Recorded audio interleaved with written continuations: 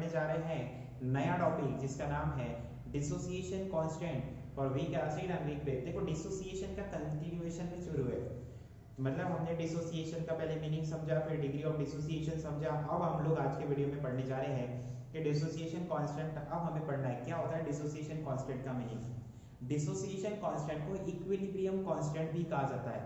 क्या कहते हैं हम लोग? इक्विलिब्रियम कांस्टेंट, मतलब जो इक्विलिब्रियम का सिंबल निकल कर आता है जिसको हम लोग रिवर्सिबल एरो कहते हैं।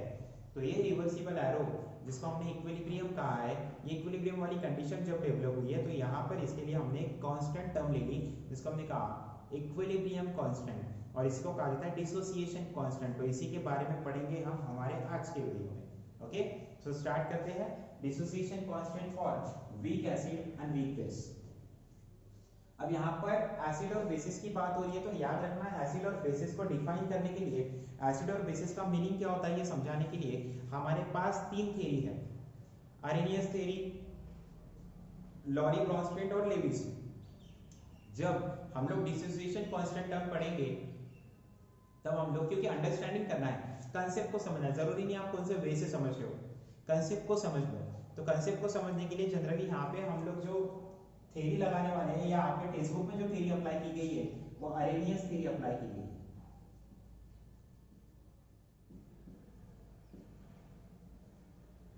तो हम लोग पढ़ेंगे अरेनियस थ्योरी के अकॉर्डिंग। तो अरेनियस थ्योरी के अकॉर्डिंग मुझे पता है एसिड किसको कहता हूं, जो H पॉजिटिव बना कर देता है। मतलब मैंने कोई एक ग्रुप लिया, इसको ब्रेक किया, ब्रेक करने के बाद टूटने के बाद ये मुझे H पॉजिटिव बना कर दे रहा है। मतलब जो हाइड्रोजन हुआ करता था पहले मॉलिक्यूल्स में, ग्रुप में, अब टूटने के बाद वो पॉजिटिव साइन के साथ बाहर निकला है। जब ऐसे सब्सटेंस हमें मिलेगा जिसमें से H तो निकलेगा लेकिन पॉजिटिव के फॉर्म में बाहर निकलेगा, ऐसे को हमने एसिड कहा था। फिर बेस क्या था? तो बेस मतलब अगर मेरे पास कोई सब्सटेंस है, उस सब्सटेंस में से अगर मुझे OH तो बाहर निकलते हुए दिख रहा है लेकिन वो अगर नेगेटिव के फॉर्म में निकल रहा है तो ऐसे को हमने कहा था बेस। तो ये थी आपकी अरेनियस थ्योरी जिसने एसिड और बेसिस को डिफाइन किया है। तो हमारे लिए आपको शायद समझ में आ गया होगा कि हमारे लिए मेन इंपॉर्टेंट क्या है, H और OH। मतलब यहाँ पे एसिड और बेस को अगर समझना है, एसिड और बेस की डेफिनेशन को अगर पढ़ना है तो मुझे H का मीनिंग पता होना चाहिए, मुझे OH का मीनिंग पता होना चाहिए। मुझे H और OH ही लगेगा, बाकी उसके साथ दुनिया का कोई भी एटम्स एलिमेंट रहने दो। मैंने बताया क्या, बोला क्या नहीं, मेरे एक्सप्लेनेशन में भी बार बार क्या था, H और OH। तो हमें H और OH चाहिए, बाकी उसके साथ कोई भी रहे। तो मैं जनरल ले लेता हूँ, मतलब वो कोई भी एलिमेंट्स रहेगा। तो हम लोग क्या कंसीडर करते हैं, वीक एसिड के लिए हम लोग लेते हैं Ha। तो देखो यहाँ पर जो मैंने ग्रुप बनाया है, A मतलब एनी एटम, कोई भी एटम होगा ये, एनी एटम्स, ठीक है। तो ये कोई भी एटम हो सकता है। A मतलब वीक बेस मतलब क्या, मुझे पता है बेस मतलब OH। अब OH के साथ में क्या करो, कोई भी एक एटम रखो, तो मैं B लिख देता हूँ। B मतलब 118 एलिमेंट्स है हमारे पास में, तो आपको जो रखना है आप लोग रख सकते हो। तो हमने जनरल सिंबल यूज करे, लेकिन हमारे लिए देखो एसिड और बेस हम लोग अरेनियस थ्योरी के अकॉर्डिंग पढ़ने जा रहे हैं डिसोसिएशन कांस्टेंट की टर्म्स। तो हमारे लिए मेन था H और OH, जो कि हमने लिया है। देखो यहाँ पर H मैंने लिया है एसिड में और बेस में मैंने OH लिया है। क्लियर है? हाँ, तो अब हम लोग आगे बढ़ते हैं और एसिड के पास से स्टार्ट करते हैं। अगर एसिड टूटा तो सबको पता है अगर एसिड टूटा अकॉर्डिंग टू अरेनियस थ्योरी, चलो एसिड को ब्रेक करते हैं। अगर एसिड ब्रेक हुआ तो ब्रेक होने के बाद में Ha ऐसे ही था। तो अगर ये टूटा तो टूटने के बाद में सबको पता है हाइड्रोजन पे पॉजिटिव चार्ज आएगा और जो भी एक कुछ भी रहे उस पे नेगेटिव साइन होगा। हो गया? ऐसे दो टर्म्स मिलेंगी आपको, एक H पॉजिटिव और दूसरी एक नेगेटिव। तो यहाँ पे H पॉजिटिव बन रहा है ना, इसीलिए इसको कहेंगे आप अरेनियस थ्योरी, मतलब ये एसिड हुआ हमारे लिए। ओके, तो अब आगे, अब जो आपने Ha को तोड़ा तो सुनो ठीक से ध्यान दो, मैंने आपको दो टर्म्स पढ़ाई थी, एक स्ट्रॉन्ग इलेक्ट्रोलाइट और एक वीक इलेक्ट्रोलाइट। अब इक्विलिब्रियम कहाँ आता है, वीक इलेक्ट्रोलाइट में। क्यों? उसके पीछे का मीनिंग समझाया था, फिर एक बार रिवाइज कर देता हूँ शॉर्ट में। देखो ध्यान दो, मान लो मेरे पास में कोई मॉलिक्यूल्स है, मैंने लिया 100 मॉलिक्यूल्स, कितने लिए 100। अब मेरे पास कुछ आयंस बन रहे हैं, मतलब यहाँ से कुछ टूटकर पॉजिटिव या नेगेटिव साइन वाला कुछ तो भी तैयार हो रहा है। मान लो वो तैयार हो रहे 5। तो आप खुद से बताओ, क्या मेरे पूरे मॉलिक्यूल्स ब्रेक हुए? मैंने जितने मॉलिक्यूल्स लिए थे क्या सबके सब टूट गए? नहीं, इसमें अभी भी कुछ मॉलिक्यूल्स बाकी है जो टूटे नहीं है, जिसको हम लोग कहेंगे अनडिसोसिएटेड। अनडिसोसिएटेड का मतलब क्या होता है? नहीं टूटना। डिसोसिएटेड का मतलब है टूटना, अनडिसोसिएटेड का मतलब है नहीं टूटना। तो अनडिसोसिएटेड, और ये आयंस क्या है? टूटने के बाद तो तैयार हुई, इसलिए इसको कहते हैं डिसोसिएटेड। हो गया? तो मुझे पता है मेरे पास में 5 ही टूटे, मतलब 95 अभी भी बाकी है। तो मुझे एक बात बताओ, इधर की क्वांटिटी कम है, इधर की ज्यादा है, तो जैसे जैसे समय बीतते जाएगा 95 में से फिर से 90 बचेंगे, इधर 10 तैयार हो जाएंगे, फिर से इधर 80 होंगे तो इधर 20 तैयार हो जाएंगे। मतलब ये सिलसिला चलता रहेगा। लेकिन ध्यान रहे वीक होने की वजह से क्या होगा, ये पूरा नहीं टूटेगा, ये कहीं ना कहीं रुकेगा। मतलब मैंने जब स्टार्ट किया था सब समझ लो 9:30 हो रहे थे, अब मैंने जब यहाँ पे 80 पे देखा तो यहाँ पर 10 हो चुके हैं, मतलब आधा घंटा बीत चुका है। समय ध्यान रखना। अब आगे मैं 10:20 पर देख रहा हूँ तो मुझे अभी भी 80 दिख रहे हैं और इधर 20 ही मिल रहे हैं। फिर से मैंने 11 बजे देखा तो एट 11 o'clock मुझे क्या मिल रहा है? अभी भी 80 और इधर कितने मिल रहे हैं? 20। तो मुझे पता है अब ये जो कांस्टेंट चल रहा है, अब यहाँ से ना ही कुछ मॉलिक्यूल्स टूट रहे हैं और ना ही कुछ नए तैयार हो गए, मतलब ये कांस्टेंट हो गया है। और जब ये कांस्टेंट हो गया है, बस इसी कंडीशंस को, अब देखो यहाँ पे तो भी चेंज आता है, 95 5 टूटे, ठीक है, 90 थे 10 टूटे, मतलब 0 यहाँ पे 5 टूटे। तो मुझे पता है यहाँ पे जैसे जैसे समय बीत रहा है ये टूटते जा रहे हैं, ठीक है। 9:30 को देखा तो 0 थे, 9:40 को देखा तो 5 टूटे, फिर मैंने 9:50 को देखा तो और 5 टूटे। लेकिन जब मैं आगे आगे बढ़ते गया तो वैसे जैसे समय बीतते गया इनका टूटना जो था, ब्रेक होना मतलब डिसोसिएशन, ये थम गया, रुक गया।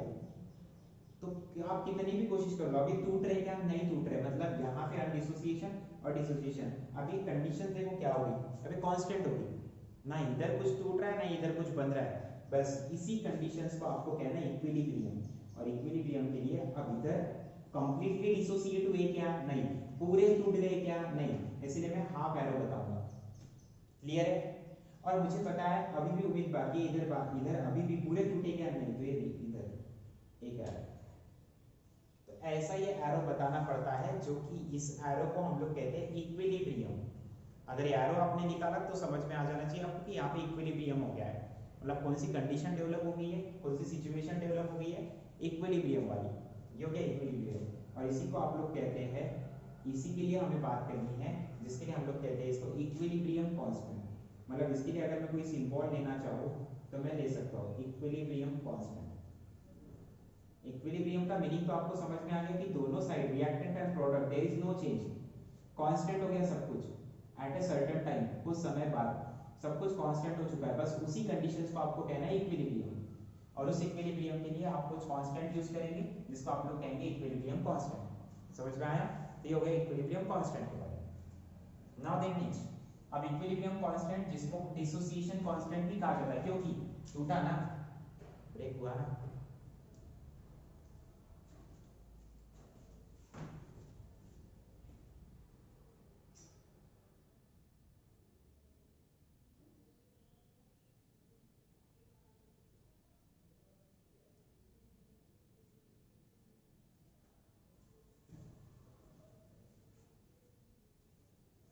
तो चलो देखते हैं, आगे बढ़ते हैं। अब मुझे पता है H पॉजिटिव A नेगेटिव बने हैं, ठीक है। तो यहाँ पर क्या होगा, हमेशा याद रखना इक्विलिब्रियम वाला एरो बताना, जब एरो रहेगा तभी ये एप्लीकेबल है, अदरवाइज नहीं। अगर आपने यहाँ पे कंप्लीट एरो बता दिया तो आपका गलत हो गया, क्योंकि कंप्लीट एरो इक्विलिब्रियम के लिए होता ही नहीं है, वो कंडीशन ही नहीं आएगी। कंप्लीट एरो का मतलब है कि जितने लिए थे पूरे टूट चुके हैं, ऑलमोस्ट पूरे टूट चुके हैं। समझ में आया? चलो आगे बढ़ते हैं। अब मुझे अगर इक्विलिब्रियम कांस्टेंट निकालना है तो मैं क्या करूंगा, इक्विलिब्रियम कांस्टेंट के लिए K लिखा जाता है और इसके नीचे लिखना EQ, इक्विलिब्रियम कांस्टेंट। समझ में आया? कांस्टेंट के लिए हमने सिंबल लिया K, कौन सा कांस्टेंट है? इक्विलिब्रियम, इसलिए EQ लिखा। ओके।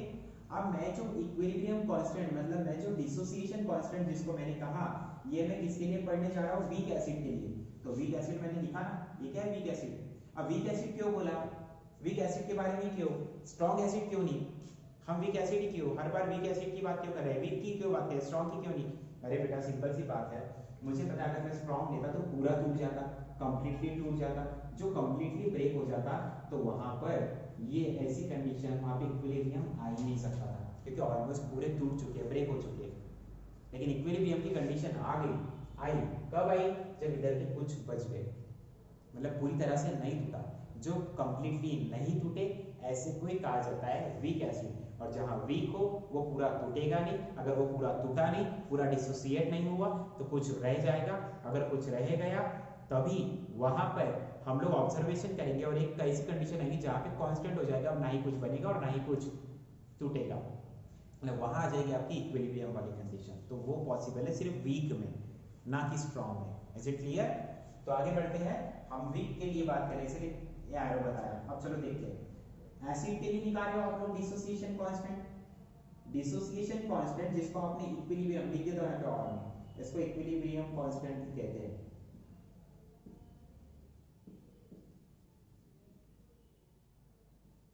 तो आपने इक्विलिब्रियम कांस्टेंट लिया, आपने डिसोसिएशन कांस्टेंट लिया जिसको आपने EQ से बताया। अब मुझे ये डिसोसिएशन कांस्टेंट किसके लिए पढ़ना है?